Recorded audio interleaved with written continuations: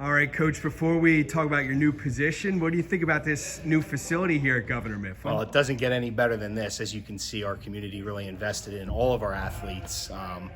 And we've been getting a ton of use out of it already, and it's only going to become more and more popular. So we are really pumped as coaches and our community to use this, and it's a testament to our administration for sure and how much they value, our kids and staying active and athletics and all great stuff. And as you can see, it feels like we're in a college. It's top notch. Yeah. I know how much the players like working with you. What was their reaction when you told them for the first time that you were going to be the new head coach? Well, I got tackled by about 70 kids, which was probably the highlight of the last 16 years of coaching, because, it's great when your colleagues, tell you that you should be the coach or you're accepted by an administration, but ultimately your boss is those kids. And when you get tackled by 70 of them, it makes you feel pretty darn good. So that was definitely something I'll always remember. You spent several years with Mick Vecchio and Jeff Lang. What did you learn from those two coaches? Well, the first thing is team always came first with them. And it was all about the kids. It was all about the community. It was never about an individual. And then just outworking people. I mean, Coach Vecchio and Coach Lang have work ethics that are unmatched. In at 4 a.m. and home late at night. I always say to Coach Lang, I don't know how I'm going to match that, but I'm going to try my best. So Coach Lang and Coach Vecchio always built a family-first atmosphere, and that's what I would say we learned most. And then you played for a legend at Muhlenberg and John Yocum. What can you use from your playing days and what he taught you to benefit you now? Yeah, Coach Yocum was the best.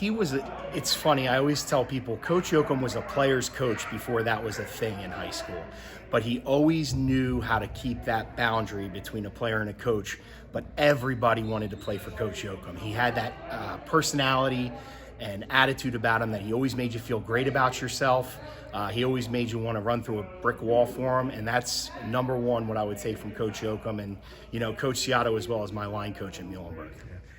You were down at the Peach Bowl to see Nick Singleton and Penn State. He had a long touchdown catch in that game. What was it like coaching him at the high school level? Well, it was unbelievable because, a lot of times with, five-star athletes like that, they have multiple commitments that they have to go to. And Nick always put Governor Mifflin first. In 4 years here, he never missed one summer workout for recruiting, for anything. And he was a team-first kid. His family always put the team first and the community first. And that's what we're so grateful with, because a lot of times there's a lot of things that go on with 4- and 5-star recruits that it's tough. And Nick always made sure that Mifflin football came before himself, which is a 1 in a million. Yeah. Those were some great years. Yeah. The past couple have been under 500. Yep. I know that's not going to sit well with you, but how do you kind of get things back to where they were? Yeah, so I think the first thing is remaining consistent in our approach. So we do not want to, look at doing 30 new things. The brand of football we have, the style of football we have, and the way we've done things has worked. So we just need to reevaluate a couple of things and kind of move forward from there. But we're certainly not going to change everything over, 1 or 2 years that didn't work out. And this year we were a player or two away from an Eastern Conference championship. So things are definitely moving in the right direction. So the ground and pound offense isn't going anywhere? That's not changing. Coach Vecchio and Coach Lang would be showing up to my house if it would be changing. So that's a no-choice deal. But I've always loved the Midline and Veer offense. I'm an offensive lineman. That's our brand. That's our identity. It's who we are, and it's what got us here. So. You're known as a real high-energy, intense guy during the games. Where does that come from? Where does that passion for the game come from? Well, I've been a part of this since I've been 5 years old. With Coach Wolfram over at YMSing, my dad was an assistant there from the time I was 5 to 10. Then he went on and coached college. So I've been running the sidelines since I can remember. And since I can remember, it's been my dream to do this. And I just wake up every day and love what I do. So it's pretty easy to be this high energy when you're just loving what you do. Let's get to know you off the field a little bit. Favorite TV show?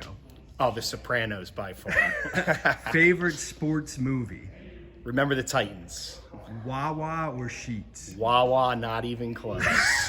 Why is that? Well, it's close. It's right here. Well, we have a Sheets close now, too. And I just kind of like their coffee better, to be honest. And last thing, what type of music do you like listening to? So I'm a hip-hop guy or a country guy. So it's really weird. So right now I'd have to go with Florida Georgia Line or Rod Wave. Those are my two that I got going right now. The kids are like, what's going on? How is he listening to Rod Wave and Florida Georgia Line? But that's my go-to. Well, I appreciate your time and best of luck in the fall. Thank you very much.